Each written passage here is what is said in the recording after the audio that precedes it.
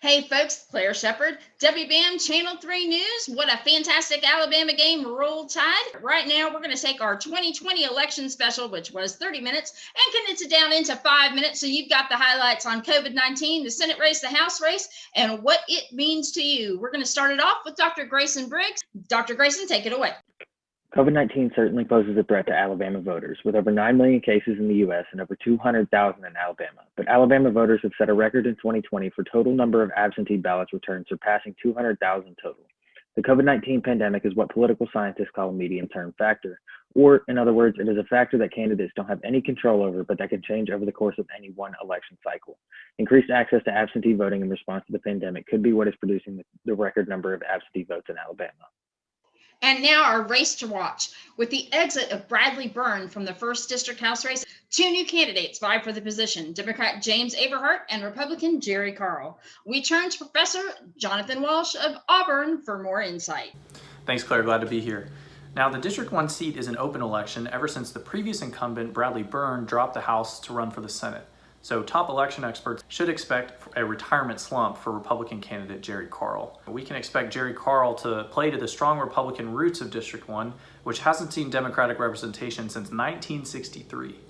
Lots of medium-term factors at play, like COVID, the president's popularity, and the effect of tariffs on the agriculture business. The first also traditionally gives its congressmen very long tenures in Washington, as only 6 people have represented the district in the last century.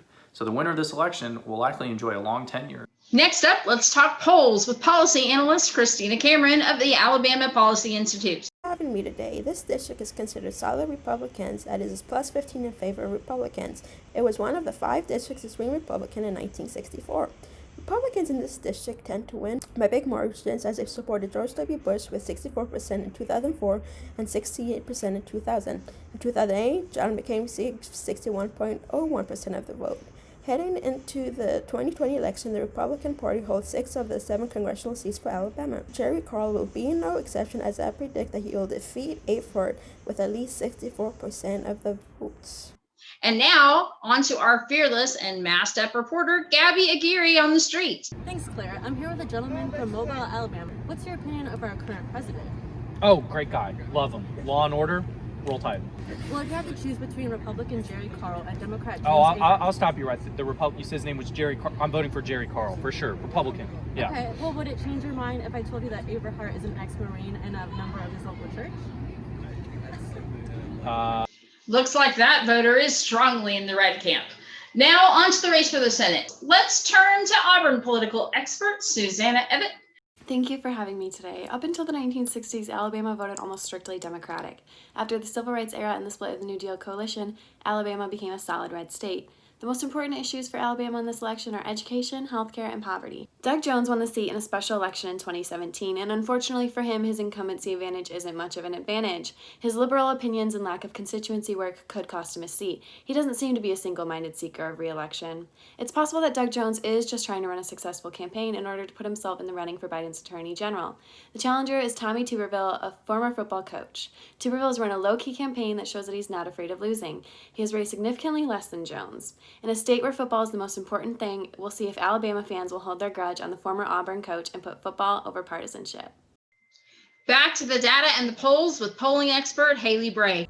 Thanks, Claire. A poll done by Auburn University shows that Tommy Tuberville has about a 13-point lead over Doug Jones, the incumbent senator. While this may seem like a huge lead, it actually is underperforming for the Republican candidate. The same Auburn poll shows that Donald Trump is leading the state by 20 points over Joe Biden. The question here is whether or not Tuberville can pick up these Trump voters. Furthermore, the effects of split-ticket voting do not seem to be in Jones's favor, as party polarization is steadily increasing and Alabama remains a stronghold for the right. So I predict that Tuberville will actually win this seat by about 16 points. Now we're going to turn to our reporter on the street, Benson Lynn. Thanks, Claire. We are here on the streets of a different part of Mobile, Alabama. So tell me, how are you feeling about this Senate race between Tuberville and Jones? Oh, I'm a huge fan of Tommy Tuberville. He's an amazing coach. How do you feel about the campaign and the issues he supports? Gun rights? Abortion? Do you think he's doing enough for the environment? Look here, son. It doesn't matter. The only thing more important around here than God is college football. You heard it here. Our pollsters are predicting Tuberville and Carl for the win in Alabama. Please be safe, be responsible, Get your voice heard and vote.